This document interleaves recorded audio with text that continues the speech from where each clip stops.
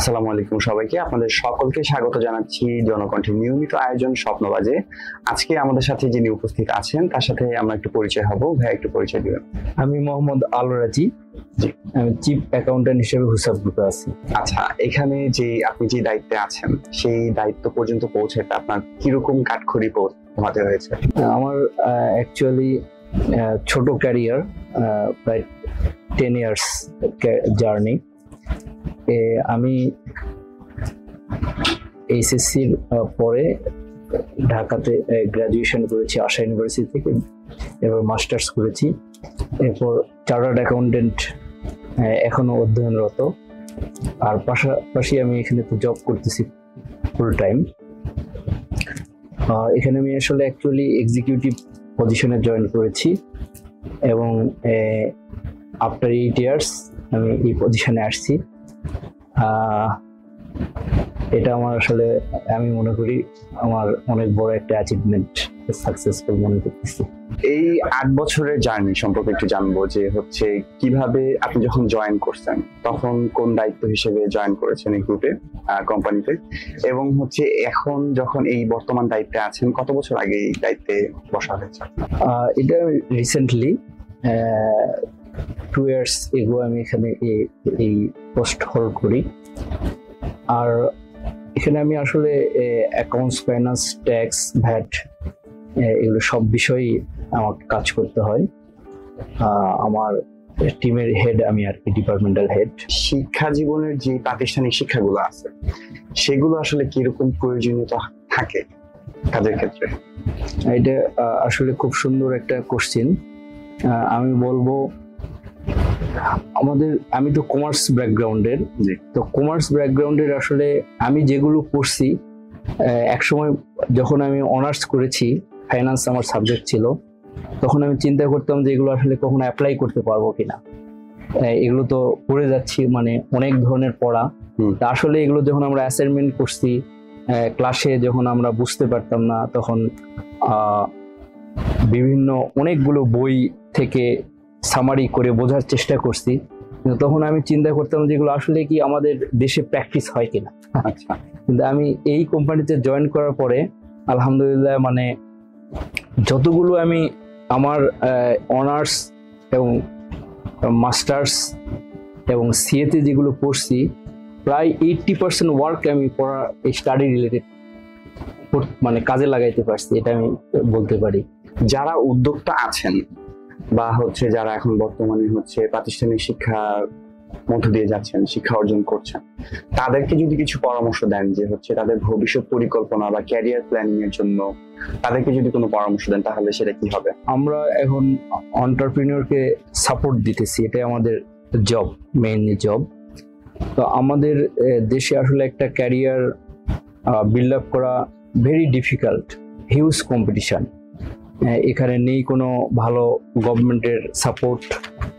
আমাদের অধিকাংশ পরিবারই আসলে মিডিল ক্লাস বা লোয়ার ক্লাস। এখান থেকে আসলে ফ্যামিলি থেকে স্টাডিতে যেরকম একটা খরচ আছে, এরপরে স্টাডি শেষ করার পরে বিজনেস করবে, এর জন্য ক্যাপিটাল যখন ফ্যামিলি থেকে চায়, তখন আসলে কোনো প্যারেন্টসই চায় না যে সে এন্টারপ্রেনিয়র হোক।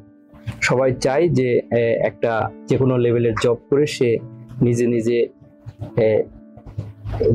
তার ক্যারিয়ার বিল্ড আপ করুক ধীরে ধীরে, এটাই প্যারেন্টসদের একটা প্রত্যাশা। কিন্তু আসলে অন্যান্য কান্ট্রিগুলোতে এন্টারপ্রেনিয়রের জন্য এনাফ একটা হিউজ ফ্যাসিলিটি থাকে, যেটা আমাদের দেশে আসলে খুবই কম। আর যতটুকু ফ্যাসিলিটিটা আছে, এটার একটা গ্রুপ এটা অসাধুভাবে এটা ইউজ করে, যেটা সাধারণ জনগণ বা সাধারণ এন্টারপ্রেনিয়র বা ধরেন যারা স্টাডি সবেমাত্র ব্যাচেলার কমপ্লিট করলো, তাদের যে সাপোর্টটা দরকার, এটা সাপোর্টটা আসলে রিয়েল স্টুডেন্টরা পায় না। এটা একটা অসাধু চক্র বলেন। আর যারা এই সেক্টরগুলোতে অলরেডি ইনভলভ, যারা ক্যারিয়ার বিল্ড আপ করছে, ওই ফ্যাসিলিটিগুলোও তারাই আর কি এনজয় করে। তো এই কারণে আসলে আমাদের দেশে কোনো কিছু করতে গেলে যেটা আমি দেখছি, যে একেবারে নিজের যোগ্যতাই করতে হয়।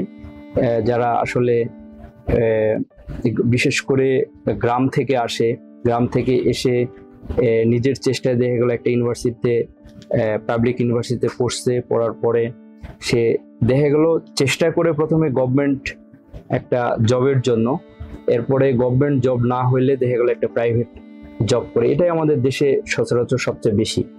কিন্তু ভালো তো নিজে এন্টারপ্রেনিউর হয়, এটা সবচেয়ে ভালো। আমরা এটা আসলে এই আমাদের দেশে চিন্তাও করতে পারি না। বিগত সময়টাতে যেই পরিস্থিতি ছিল, এখন তো একটু পরিবর্তন আছে, বা এটার মধ্যে কি কোনো তারতম্য আছে? গত 15 বছরের সরকারের সময়ে এন্টারপ্রেনিউরদের জন্য বা উদ্যোক্তাদের জন্য আসলে আর্থসামাজিক প্রেক্ষাপট বা হচ্ছে পলিটিক্যাল যেই প্রেক্ষাপট দেশের, সেটা কিরকম ছিল যদি একটু বলতেন। বিগত 15 বছরের আমি বলবো প্রথম দিকে ভালোই ছিল। প্রথম দিকে ইকোনমি ডেভেলপমেন্ট বলেন, ইনফ্রাস্ট্রাকচার বলেন এবং বিজনেস প্ল্যানগুলো বলেন, সবগুলো মোটামুটি ভালোই চলছিল। একটানা যেটা হলো, সরকার বেশি দিন থাকলে যেগুলো প্রবলেম হয়, যেটাকে অটোক্রেটিক গভর্নমেন্ট বলে, সেটা হলে আমি বলবো যে 7 থেকে 8 ইয়ার্স আফটার 7 থেকে 8 ইয়ার্স পরে অটোক্রেটিক ভাবে যখন গেল, সরকার যখন চেষ্টা করলো যে জনগণের মত না থাকা সত্ত্বেও তারা স্টে করবে, গভর্নমেন্টে থাকবে, তখন তারা এই ইকোনমি বলেন আর দেশের অর্থনৈতিক বলেন, শিক্ষা খাত বলেন আর হেলথ খাত বলেন, সবগুলো আসলে আস্তে আস্তে ধ্বংসের পথে যেতে লেগেছিল। যেখানে গভর্নমেন্ট আসলে মরিয়াই ছিল তার ক্ষমতাকে টিকিয়ে রাখার জন্য। গভর্নমেন্ট দেখেছে তারা যে তাদের সাথে জনগণের সাপোর্ট ছিল না, তারপরেও তারা টিকে থাকতে গিয়ে দেশের হিউজ একটা ক্ষতি করেছে আর কি, যেটা প্রত্যেকটা মানুষকে পে করতে হচ্ছে এখন। যেটা সবচেয়ে বেশি যেটা ক্ষতি হয়েছে সেটা হচ্ছে আমাদের এই ডলার রেট 80 থেকে 125 টাকা পর্যন্ত বৃদ্ধি পাইছে। এটা হলো আসলে সাধারণ জনগণের আয় থেকেই এটা এখন মিট আপ করতে হচ্ছে। 5 আগস্টের পর বর্তমানে যেই সরকার রয়েছে, সেই সরকার এই ব্যাপারতে কতটুকু আসলে দৃষ্টিপাত করেছে? 5 আগস্টের পরে যে সরকার ক্ষমতা আসছে, এটা আমি বলতে পারি যে প্রতিদিন যেটা আপনার হচ্ছে দেশে ক্ষতি হইতেছিল রেগুলারলি, আর প্রতিদিনই দেশ একটা ধ্বংসের মুখে যাচ্ছিল, ওইটা স্টপ হয়ে গেছে। ওইটা আর হচ্ছে না। যেটা মানি পাচার যেটাকে বলে, যেটা এই মানি লন্ডারিং বলে, যেটা বিদেশে টাকা পাচার যেটাকে বলে, এটাই তো সবচেয়ে বেশি ক্ষতি করছে আমাদের। ধরেন যে একটা ব্যাংক থেকে লোন নিয়েছে, লোন নিয়ে যদি দেশেই ইনভেস্ট করতো, লোনটা দেখা গেল সে কমপ্লায়েন্স গুলো ফলো না করে লোনটা নিয়েছে, কিন্তু দেশে যদি মধ্যে টাকাটা থাকতো তাহলে তেমন কোনো ক্ষতি ছিল না, এবং টাকাটা যদি বিজনেস করে আবার ব্যাংকে ফেরত দিয়ে দিত, তাহলে আসলে যদিও কমপ্লায়েন্স সে মানে নাই, কমপ্লায়েন্স অনেক কিছু ফলো করে নাই, সে লোন হয়তো সে পাইতো না, তার চেয়ে হয়তো বেটার প্লেস ছিল ব্যাংকের, বাট সে একটা চক্রান্ত করে বা কিছু ফ্যাসিলিটি নিজে ক্রিয়েট করে নিজের স্বার্থের জন্য নিয়েছে। কিন্তু আমার যেটা লাস্ট বিগত সরকারের যেটা হয়েছে সেটা হচ্ছে লোনগুলো ব্যাংক থেকে নিয়ে টাকাগুলো বাইরে নিয়ে চলে গেছে। এটা হচ্ছে আমাদের জন্য সবচেয়ে ক্ষতিকর। ওইটা তো পুরোপুরি বন্ধ হয়ে গেছে। এবং দেশ যে আবার নতুন ভাবে গড়ার জন্য যেগুলো প্ল্যাটফর্ম দরকার, এটা তারা তৈরি করার জন্য খুব চেষ্টা করতেছে, এবং এটা তো আসলে অ্যাট এ টাইমে পসিবল নয়। অনেকগুলো যেটাকে বলে বিধ্বস্ত একটা দেশ, যুদ্ধ হয়েছে কিন্তু আমরা দেখতেছি যে দালান কোঠা, রোডঘাট সবকিছুই ঠিক আছে, কিন্তু আসলে ভেতরে যেটা ইকোনমিক সিস্টেম, মূল কাঠামোটা বিধ্বস্ত হয়ে গেছে।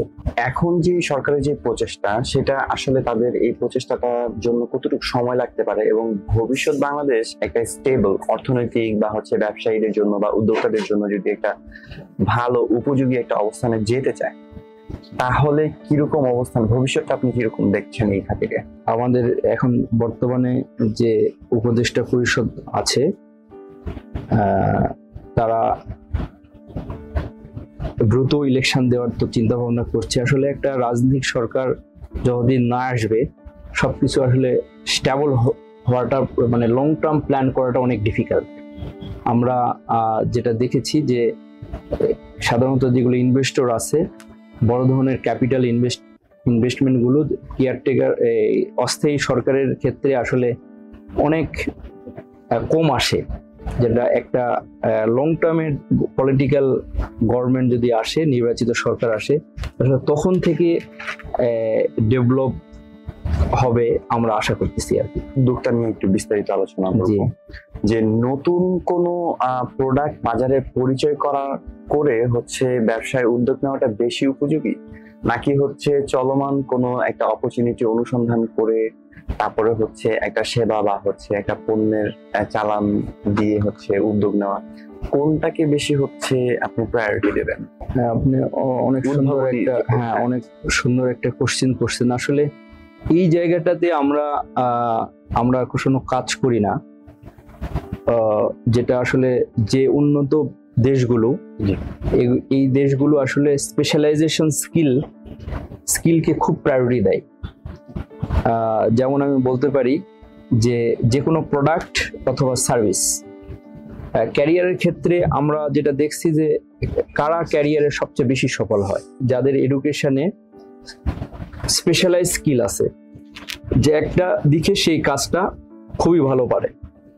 আপনার যে কোনো সেক্টরই হোক না কেন, আমরা চিন্তা করলে বুঝতে পারবো যে একটা কাজ পারা আর একটা কমপ্লিটলি কাজ পারা আর হচ্ছে জেনারেল নলেজ। আমাদের দেশে হয় কি যে বেশিরভাগই ডিগ্রি পাশ করেছে, তার শুধু এডুকেশনাল নলেজটাই আছে, আর প্র্যাকটিক্যাল ইন্ডাস্ট্রির সাথে যে কাজ করবে এ ধরনের কোনো নলেজ, তার এক্সপিরিয়েন্সও নাই, নলেজও। একদম ফ্রেশ একটা লোককে নিয়ে এসে আপনি তারা অধিকাংশ আপনি যারা বেকার তাদের দেখবেন যে তারা ফ্রেশ গ্রাজুয়েট, এবং আমাদের যে ফ্রেশ গ্রাজুয়েটের ক্যারিকুলাম এইটা কোনো প্র্যাকটিক্যাল এক্সপিরিয়েন্স তেমন থাকে না, যে ইন্ডাস্ট্রির সাথে যে রিলেশন করে একটা স্টাডি হবে, এটা আসলে আমাদের দেশে সিস্টেম নাই। বেশিরভাগ ছেলেরা যারা বেকার, এখান থেকে যদি আপনি পিক করেন তাদেরকে, তারা 15 থেকে 20,000 টাকা চাকরি করতে খুবই আগ্রহী একটা গ্রাজুয়েট, কিন্তু তারা আসলে প্রাতিষ্ঠানিক কোনো এক্সপিরিয়েন্স তাদের নাই। যেমন বলতে পারেন যে আমি কমার্সের মধ্যে যদি বলি, তাকে প্রত্যেকটা কাজ হাতে কলমে শিখাইতে হবে। এই ধরনের আমাদের হিউম্যান রিসোর্স এনাফ, মানে র আর কি, আনস্কিল যেটাকে আমরা এমপ্লয়ি বলি। তো এটা যখন স্কিল হয়ে যায় ওর কিন্তু ভালো বেড়ে যায়। এইটুকুর যে গ্যাপ আছে, এই গ্যাপটা আমাদের দেশে যে লিঙ্ক আছে, এখানে কাজ সরকার থেকে করা উচিত। আসলে এই জায়গাটা আমাদের ড্রপ। আর যারা বিজনেস করবে তাদেরও ঠিক যে কোনো একটা প্রোডাক্টে তার স্পেশাল নলেজ যেন থাকে। আমি বলবো যে আপনি যে কোনো একটা প্রোডাক্ট যদি লঞ্চ করতে যান, মার্কেটে নিয়ে আসতে চান, তো এই প্রোডাক্টের যেন অবশ্যই ফিচারগুলো স্পেশালাইজ থাকে, যে হয় আপনি কম দামে সবচেয়ে দিতে পারবেন, আপনার এটা একটা কনফিডেন্স, আপনাকে এমনভাবে এটার উপরে এক্সপিরিয়েন্স নিতে হবে যে কোয়ালিটি যেন মার্কেটের যতগুলো প্রোডাক্ট আছে কোয়ালিটির সাথে প্রাইস যেন আপনারটাই বেস্ট হয়। এইরকমের যখন একটা কনফিডেন্স নিয়ে মার্কেটে প্রোডাক্ট লঞ্চ করবেন, ইনশাল্লাহ এই প্রোডাক্ট অবশ্যই সাকসেস হবে, আই হোপ। একজন উদ্যোক্তা যখন তার এই বিজনেস মডেলটা প্রস্তুত করেন, তখন দেখা যায় বিনিয়োগের একটা ঘাটতি হয়ে যায়। বিনিয়োগের পরিস্থিতিটা কিরকম? একজন উদ্যোক্তা কিভাবে একজন বিনিয়োগকারীর কাছে তার ব্যবসার মডেলটা উপস্থাপন করতে পারেন, বা তার যে বিষয়টা আছে তিনি কিভাবে উপস্থাপন করতে পারেন, এবং তিনি কিভাবে এই বিনিয়োগটা নিশ্চিত করতে পারেন? ব্যাংকগুলো এখানে কিভাবে কিরকম সহযোগিতা করে, এবং ব্যক্তিগতভাবে যারা বিনিয়োগ করে থাকেন তাদের সন্ধান কিভাবে পাওয়া যেতে পারে? বিজনেস করতে গেলে ক্যাপিটাল লাগে, এটা হচ্ছে একটা চিরন্তন সত্য কথা। যখন আপনার বা আমার মাথায় একটা বা কারো মাথায় বিজনেস প্ল্যান আসবে, সেটা এস্টাবলিশ করার জন্য, রান করার জন্য ক্যাপিটাল যেটা লাগবে, এখানে সে দুই ধরনের সাপোর্ট পেতে পারে। একটা হচ্ছে ব্যাংক তাকে ফুললি কোনো সাপোর্ট দেবে না, যে একটা বিজনেস প্ল্যানের উপরে ব্যাংক কোনো ইনভেস্টমেন্ট করবে না যদি আপনার নিজের কোনো ক্যাপিটাল না থাকে। তো ব্যাংক থেকে ক্যাপিটাল নিতে গেলে একটা আছে হচ্ছে স্টার্ট আপ কোম্পানির জন্য, এটা বয়স মনে হয় 21 হতে হবে। 21 বছর হলে স্টার্ট আপ যদি কেউ বিজনেস করতে চায় তাহলে গভর্নমেন্ট সেখানে ফ্যাসিলিটি দিবে। তো স্টার্ট আপ কোম্পানির ক্ষেত্রে নির্দিষ্ট কিছু কন্ডিশন আছে, তো এই কন্ডিশনে ফিল আপ করলে ব্যাংক থেকে ওখান থেকে একটা স্টার্ট আপ কোম্পানি হিসাবে একটা ব্যাংক লোন বা সাবসিডি সাপোর্ট পেতে পারে। আর একটা হচ্ছে যে ক্যাপিটাল, নিজের কোনো ক্যাপিটাল না থাকলে ব্যাংক ফুললি 100% কোনো লোন সাপোর্ট দেবে না। তো সেক্ষেত্রে আমি বলবো ক্যাপিটাল রেইজ করার জন্য মানে সবচেয়ে ট্রেডিং বিজনেসগুলো ভালো। যদি কম ক্যাপিটাল থাকে, খুবই অল্প টাকা দিয়ে, খুবই অল্প মানে স্মল অ্যামাউন্ট দিয়েই ট্রেডিং করে এটা আস্তে আস্তে আস্তে আস্তে ক্যাপিটাল রেইজ করা যায়। এই মডেলটা আমাদের প্র্যাকটিস করতে হবে আর কি। এই মডেলটা আমাদের প্র্যাকটিস করা উচিত। যে আমরা যদি মনে করি যে আমার কাছে কোনো বিজনেস প্ল্যান আছে 50 কোটি বা 100 কোটি, আমার কোনো ক্যাপিটাল নেই, আসলে এই ধরনের প্ল্যান বাস্তবায়ন করা ভেরি ডিফিকাল্ট। মানে আমার ক্যাপিটাল না থাকলে আমাকে খুবই অল্প এবং সিস্টেমেটিক ওয়েতে আগে ক্যাপিটাল রেইজ করতে হবে। যদি এখানে যারা রেইজ করছে, যারাই বিজনেস দাঁড় করাইছে, বেশিরভাগই এই পন্থা থেকেই। দর্শক, আমরা কথা বলছিলাম মোহাম্মদ আল রাজির সাথে। আমাদের আলোচনা থেকে যা বুঝতে পারলাম, আমাদের প্রাতিষ্ঠানিক শিক্ষা একজন উদ্যোক্তা হয়ে ওঠার জন্য যেমন গুরুত্বপূর্ণ, প্রাতিষ্ঠানিক শিক্ষার পাশাপাশি যেই আমাদের প্রায়োগিক শিক্ষা তারও গুরুত্ব সমানভাবে রয়েছে। দেশের যে অর্থনৈতিক চাকা রয়েছে তা কিন্তু উদ্যোক্তাদের মাধ্যমে 80 থেকে 85% চলে থাকে, কিন্তু সেই পরিমাণে সেই সাথে কিন্তু দেশ থেকে বা রাষ্ট্রের রাজনীতিবিদদের থেকে কিন্তু উদ্যোক্তারা তেমন প্রেরণা পেয়ে থাকেন না। তবে আসলে আপনি এখন আপনার জন্য একটা ভাবনার বিষয় যে আপনি এখন উদ্যোক্তা হওয়ার জন্য কি পদক্ষেপ নিতে পারেন। ধন্যবাদ সবাইকে।